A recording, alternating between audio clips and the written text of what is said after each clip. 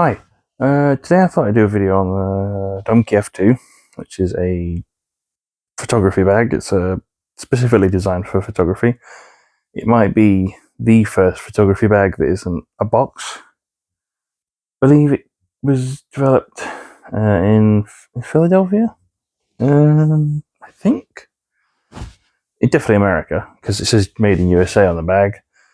I think it's sometime in the 70s. It was somebody was like, right, we need a bag that's specifically designed to take photography gear, because going back to our car or van or whatever every 10 seconds to change lens is really inconvenient.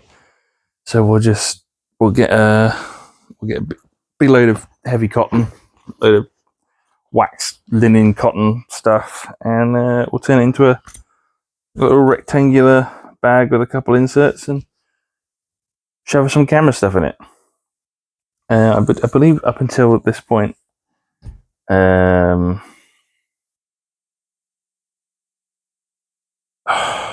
until this point, I think mostly boxes were used.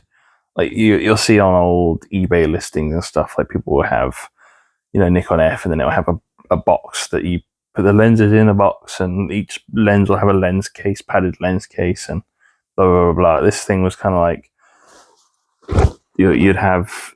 I don't have the insert. It didn't come with the insert. Oh, that's where that went.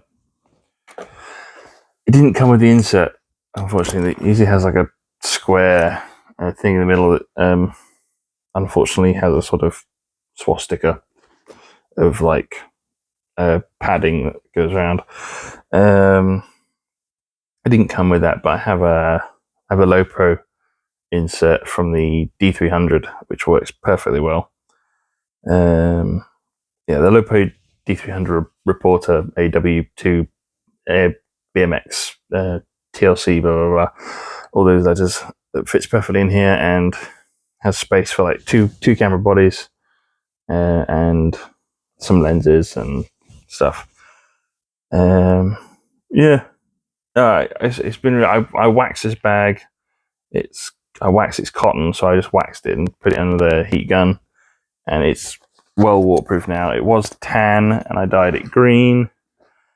I've put like a piece of wood with a foam on it from the bottom of another camera bag in the back, so that goes in there. So that sort of like keeps that from hurting, against my body.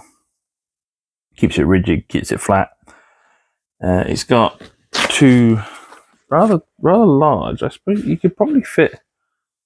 I mean, my probably would fit a 70-300 for 4/3. I get 4/3 in there, or say like a nice 24-70 on the outside. But I wouldn't store lenses on the outside, because the outside, you're definitely bashing against stuff with the outside. It's got two pockets in the front here. These two pockets here, very much sort of notebook and pens, and then it's got just straight up just two pen pockets on each side here. My favorite thing about this bag is that it's just massive. It's enormous. It's huge. You can take this thing came with it. I'm not sure if this is standard, but this is like, it's cleaning. Loads of dust and sand on it from holidays. That thing goes on the bottom and keeps it all rigid, but you can remove that and just have it as a handbag.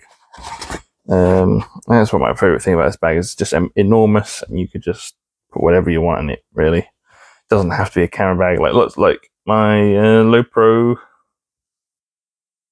My low pro backpacks. They're not very good backpacks. They're very good camera bags, but they're not designed for stuffing with everyday essential gear. It's got a massive camera compartment, and then a little bit at the top for like rain jacket and stuff. This thing, if you wanted to, you could have half of this with a small insert, and then just have like loads of.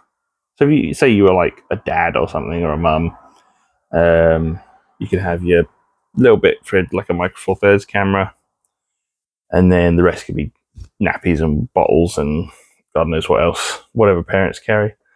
Talking of being a parent, I'm a dog parent now, so I hate that term. It's just my son. He has a glandular issue and he's really furry. Um, no, yeah, like this will hold just sticks and poop bags in the front bit there, and some treats, and you know, or there you're laughing. It really is completely modular, and like I can add an extra strap here to these big like ABS plastic lugs. I can add an extra long strap.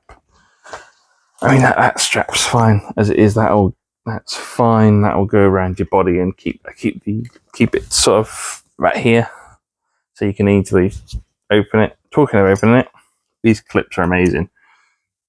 Unless you know what you're doing with them, you can't open them, which is actually a good thing, because if you're in a crowded subway train and someone starts trying to open your bag because they've seen you get a camera out of it and they're like, you know, being sneaky, they're very much gonna be like, rather than going out, they're gonna be like, and it's gonna take them a while to get it open. Just my experiences. You might find it really easy to open this bag, but I definitely don't. Once you get used to it, though, it's fine. You can do it with your eyes closed. But the first maybe week with a bag, you're sort of like, you know, messing with it. I like the do loop because you can attach a little thing to the outside, have a little mascot. It's got these loops here. Not sure what those are for. I couldn't find anything online about them. I think that might be for like having a second strap to like keep it tight to your body so it's not jangling around. Talking of jangling around, these are noisy, these clips. So if you wanted to be stealthy, you know, you'd probably need to wrap some gaffer tape around them or something. You know, do the old SAS special and wrap some tape around them, and it probably wouldn't help all that much because they are just big clunky chunks of metal.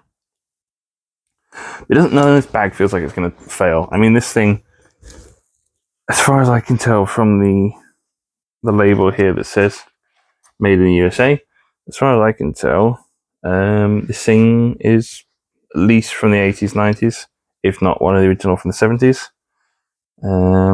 Definitely feels like an older bag. Like you use cloth linen bags nowadays, and they feel a bit lighter, a bit thinner. This thing is made, at least if it's not made in the 70s, 80s, 90s, it's at least made to the standard of a bag made in the 70s, 80s, 90s. It is not made to the standard of like, you're going to buy this and then in 5 years you're going to buy another one because you've worn a hole through it just by putting a camera in it. This definitely is like, you're going to buy this once and then your grandkids are going to use it, you know. Yeah, I think that's all I've got to say about it. I've almost hit 10 minutes. I think I'll keep going for another minute, 15 seconds. Yeah, you're definitely going to pass it down to your grandkids.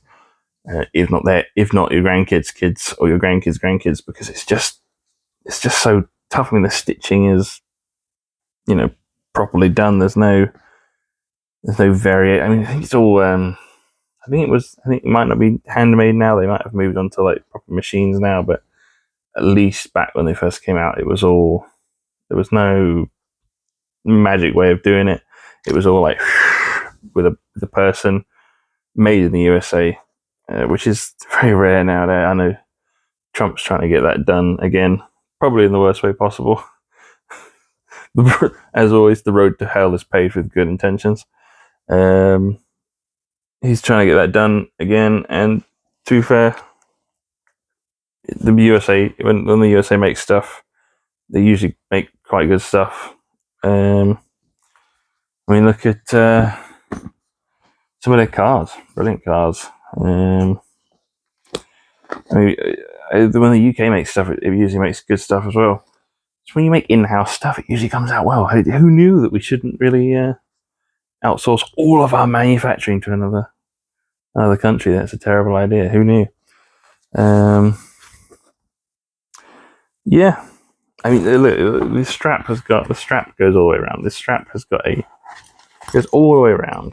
That's just one long piece of canvas that is attached to the strap. So it cradles the whole thing. It's brilliant. I've hit 10 minutes, so that's good for me.